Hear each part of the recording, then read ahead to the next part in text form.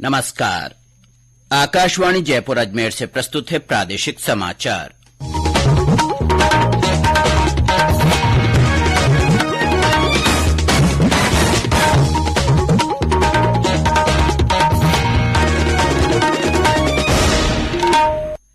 मुख्य समाचार। G20 बैठक का समापन आज। 2 सत्रों में विभिन्न तरह की श्रम शक्ति को सामाजिक सुरक्षा मुहैया कराने के मुद्दे पर होगी चर्चा।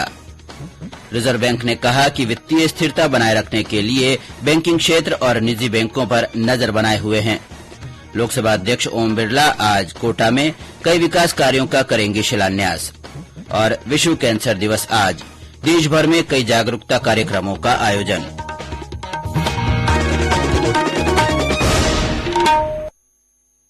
समाचारों के साथ मैं अब्दुल हनीफ और अब समाचार विस्तार से।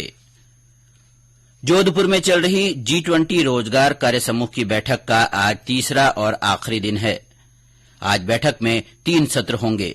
2 सत्रों में विभिन्न तरह की श्रम शक्ति को सामाजिक सुरक्षा मुहैया कराने के मुद्दे पर विमर्श होगा। इसके बाद समापन सत्र होगा। इससे पहले आज सुबह भी बैठक में शामिल होने आए मेहमानों को हेरिटेज वॉक के जरिए शहर की विरासत और संस्कृति से रूबरू होने का मौका मिला। वहीं मेहमानों के लिए योग और प्राणायाम की व्यवस्था भी की गई। कल शाम को विभिन्न देशों से आए प्रतिनिधि मेहरानगढ़ फोर्ट देखने गए, जहां उनका भव्य स्वागत किया गया। रिजर्व बैंक ने कहा है कि वह वित्तीय स्थिरता बनाए रखने के लिए बैंकिंग क्षेत्र और निजी बैंकों पर लगातार नजर बनाए हुए है।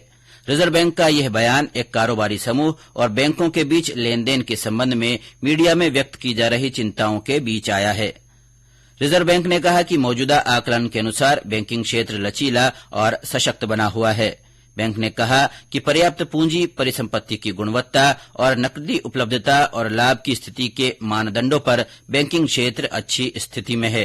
रिजर्व बैंक ने यह भी कहा कि बैंक बड़ी रकम के लेन देन संबंधी दिशा निर्देशों का पालन कर रहे हैं।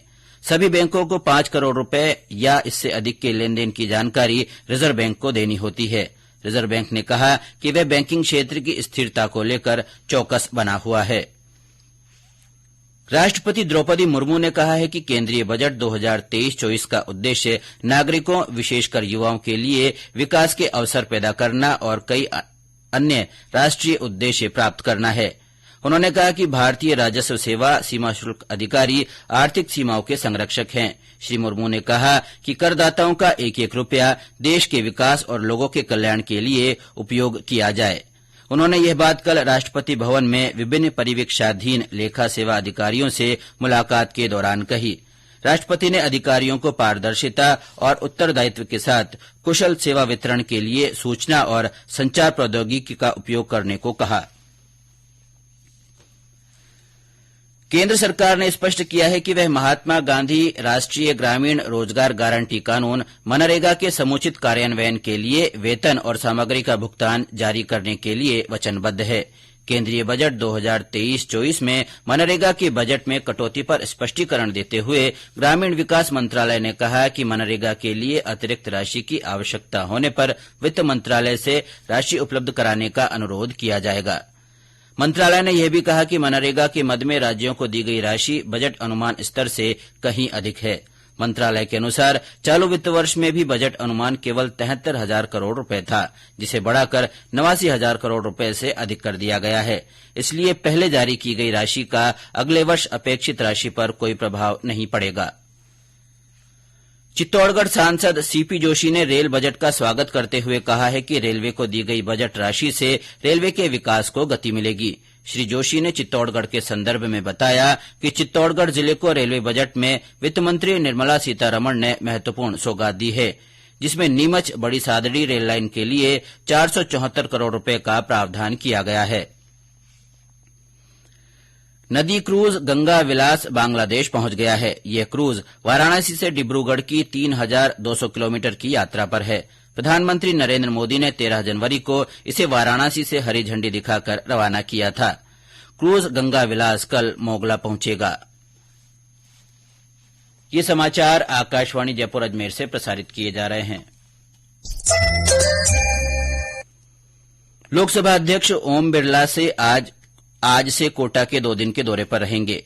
इस दौरान वे कोटा संसदीय क्षेत्र के विभिन्न हिस्सों में होने वाले विकास कार्यों का वर्चुअल माध्यम से शिलान्यास करेंगे।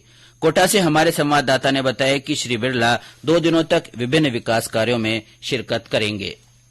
लोकसभा अध्यक्ष ओम बिरला आज माडा योजना के तहत खैराबाद और सुल्तानपुर पंचायत समिति क्षेत्रों में 8 करोड़ से अधिक के विकास कार्यों का शिलान्यास करेंगे। इन कार्यों में पंचायत समिति सुल्तानपुर में पोलाई खुर्द में 7 करोड़ रुपए की लागत से ग्राम 4 से पोलाई खुर्द, कराड़िया, बग्गू होते हुए बांडाहेड़ा तक कच्चे रास्ते के डामरीकरण कार्य के अलावा आटोन गाँव में खेल मैदान का विकास कार्य तथा गुमानपुरा गाँव में बड़ौदिया कला की जाने वाली रास्ते का डामरीकरण कार्य शामिल है। आशीष मेहता, आकाशवाणी समाचार, कोटा।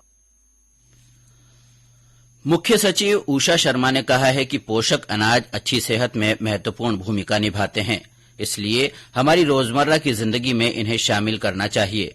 मुख्य सचिव कल शासन सचिवालय में अंतर्राष्ट्रीय मिलेट वर्ष के तहत आयोजित किए जाने वाले विभिन्न कार्यक्रमों को लेकर आयोजित बैठक की अध्यक्षता कर रही थी। इस दौरान उन्होंने अधिकारियों को निर्देश दिए कि वे पोषक अनाज के फायदे और उनके गुणों के बारे में ज्यादा से ज्यादा प्रचार प्रसार कर लोगों को जागरूक करें।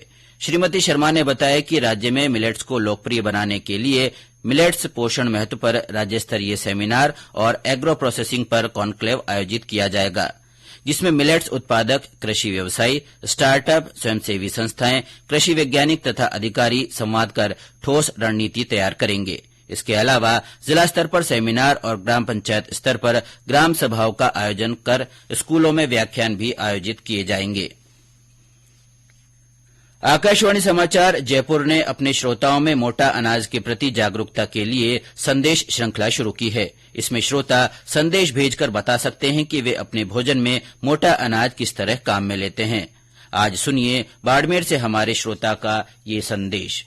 मैं मालाराम सुतार, गांव जागसा, तहसील पचपदरा, जिला बाड़मेर, राजस्थान। बाजरा के चूरमा बनाया जाता है। देसी घी और गुड़, चीनी खोड़ के साथ में खाया जाता है। बाजरा गाठ भी बनाई जाती है, दूध के साथ में खाई जाती है। बाजरा का सरटा सेक कर खाया जाता है। राबड़ी भी बनाई जाती है, छाछ के साथ में, दूध के साथ में खाया जाता है। हमारे अन्य श्रोता भी मोटा अनाज के बारे में अपने संदेश लिखकर या रिकॉर्ड कर व्हाट्सएप नंबर 9414052368 पर भेज सकते हैं। आज विश्व कैंसर दिवस है। हर साल 4 फरवरी को दुनिया भर के लोगों को कैंसर के खिलाफ लड़ाई में एकजुट करने के लिए मनाया जाने वाला यह एक वैश्विक कार्यक्रम है। इसका उद्देश्य कैंसर के बारे में जागरूकता और शिक्षा को बढ़ावा देना है। दुनिया भर की सरकारों और प्रत्येक व्यक्ति को संवेदनशील बनाने के उद्देश्य से यह दिन मनाया जाता है। दुनिया भर में हर साल लगभग 8.8 मिलियन लोगों की कैंसर से मृत्यु होती है। यदि इस पर नियंत्रण नहीं किया गया तो स्थिति गंभीर हो सकती है। भारत में सरकारी स्वास्थ्य देखभाल प्रणाली में विभिन्न स्तरों पर कैंसर का निदान और उपचार किया जा रहा है। केंद्र सरकार ने हाल के वर्षों में कैंसर की चुनौतियों से अधिक निपटने के प्रभावी ढंग से निपटने के लिए कई कदम उठाए हैं। आज लोक देवता वीर तेजाजी की 950वीं जयंती है। इस मौके पर कई स्थानों पर नाग देवता की चौकी बनाकर उनकी पूजा अर्चना की जाती है। तेजाजी की जन्मस्थली नागौर के खरनाल में इस अवसर पर कई कार्यक्रम आयोजित किए जा रहे हैं। और ब्यौरा हमारे संवाददाता से। लोक देवता वीर तेजाजी की जयंती आज हर्षोल्लास से मनाई जा रही है। तेजाजी की जन्मस्थली खरनाल के ग्रामीणों ने युवाओं को खेलों से जोड़ने के लिए जयंती के मौके पर राष्ट्रीय स्तरीय कबड्डी प्रतियोगिता व लीलड़ मैराथन का आयोजन रखा है। गांव में 3 दिन से चल रही राष्ट्रीय स्तरीय कबड्डी प्रतियोगिता के सेमीफाइनल व फाइनल मुकाबले आज खेले जाएंगे। प्रतियोगिता में Delhi, Uttar Pradesh, Madhya Pradesh, Haryana, CISF, railway, Rajasthan police व राजस्थान की टीमें भाग ले रही है। इसमें प्रो कबड्डी के स्टार प्रदीप नरवाल, सचिन तंवर, आशीष जैसे खिलाड़ी भी पहुंचे हैं। आज होने वाली मैराथन को लेकर भी 1000 से अधिक लोगों ने भाग लेने के लिए रजिस्ट्रेशन करवाया है। श्यामलाल, आकाशवाणी संवाददाता, नागौर। कोटा के महाराव उम्मेद सिंह स्टेडियम में चल रहे 3 दिवसीय कोटा महोत्सव के दूसरे दिन आज कई रंगारंग सांस्कृतिक कार्यक्रमों का आयोजन किया जाएगा। और अब अंत में मुख्य समाचार एक बार फिर। G20 बैठक का आज समापन होगा। 2 सत्रों में विभिन्न तरह की श्रम शक्ति को सामाजिक सुरक्षा मुहैया कराने के मुद्दे पर चर्चा होगी। रिजर्व बैंक ने कहा है कि वित्तीय स्थिरता बनाए रखने के लिए बैंकिंग क्षेत्र और निजी बैंकों पर नजर बनाए हुए है। लोकसभा अध्यक्ष ओम बिरला आज कोटा में हैं, कई विकास कार्यों का शिलान्यास करेंगे। और आज विश्व कैंसर दिवस है। देश भर में कई जागरूकता कार्यक्रम आयोजित किए जा रहे हैं।